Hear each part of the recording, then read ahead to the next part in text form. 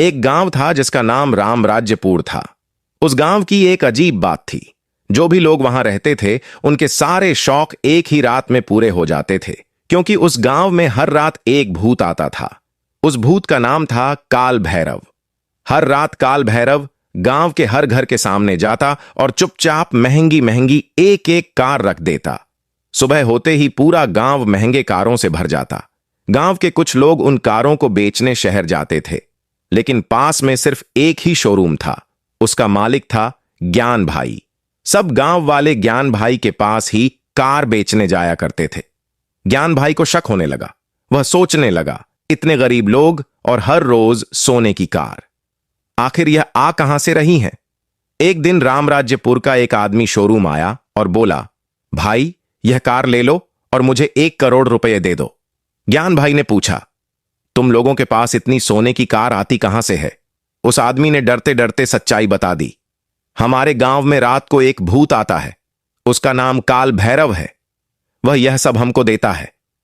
यह सुनकर ज्ञान भाई की मन में लालच आ गया। कुछ दिन बाद एक रात ज्ञान भाई ने अपने आदमियों से कहा, जाओ आज रात उस गांव की सारी कारें लूट लाओ। उसका एक आदमी गांव में गया। उसने देखा पूरे गांव में महंगी महंगी कारें ही कारें खड़ी थीं। वह एक कार में बैठा और जैसे ही चलाने लगा, तभी अचानक जोर की हवा चली और एक डरावनी आवाज गूंजी और उसकी मौत हो गई। अगली सुबह गांव के बीचों बीच एक लाश पड़ी मिली। भीड़ जमा हो गई। तभी गांव का सरपंच आया। उसका नाम था राइस्टार। राइस्टार ने पूछा, यह आदमी कैसे मरा?